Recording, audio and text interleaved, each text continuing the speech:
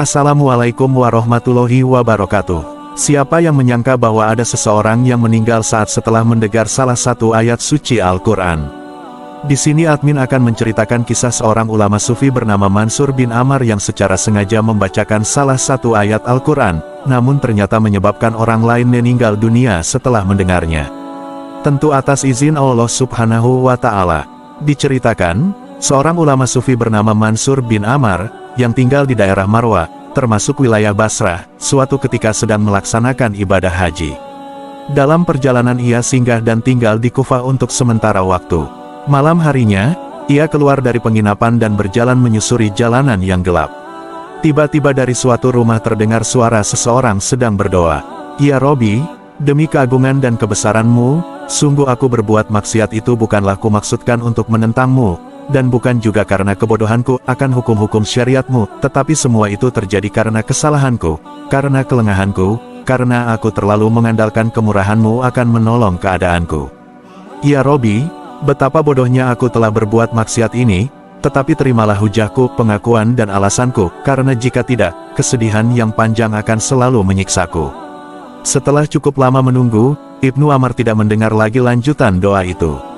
Ia lalu membaca satu ayat Al-Quran dengan cukup keras, berharap bisa didengar oleh orang yang sedang berdoa tadi.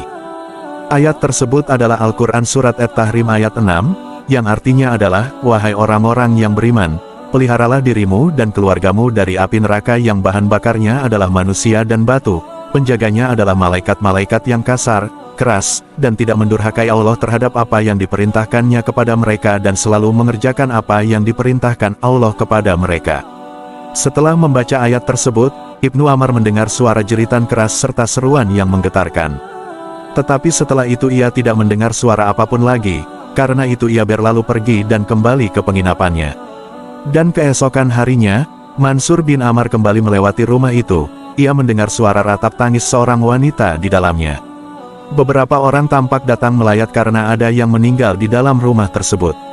Ia mendengar beberapa percakapan. Wanita yang sedang menangis itu berkata, "Sesungguhnya putraku ini sedang salat tahajud Qiyamul Lail tadi malam. Setelah selesai bermunajat kepada Allah, tiba-tiba terdengar seseorang di luar rumah yang melantunkan ayat tentang ancaman neraka kepada anakku.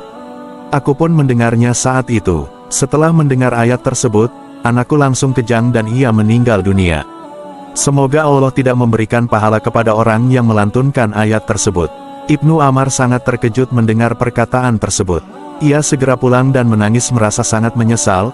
Ia tidak menyangka kalau ayat yang dilantunkannya itu menyebabkan seorang pemuda, yakni putra sang ibu itu meninggal. Mungkin kalau didiagnosa secara medis sekarang ini bisa dikatakan terkena serangan jantung. Rasa terkejut dan takut yang begitu mendadak sehingga jantung berhenti berdetak. Ia terus-menerus bertaubat kepada Allah atas kelancangannya membacakan ayat sehingga menyebabkan kematian orang lain.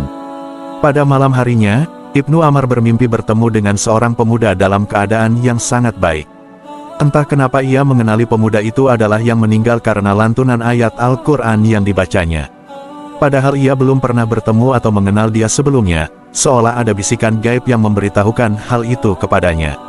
Ia berkata kepada pemuda itu, "Bagaimana Allah memperlakukan dirimu?" Pemuda itu berkata, "Allah menganggapku sebagai syuhada, mati syahid, sebagaimana para syuhada di Perang Badar."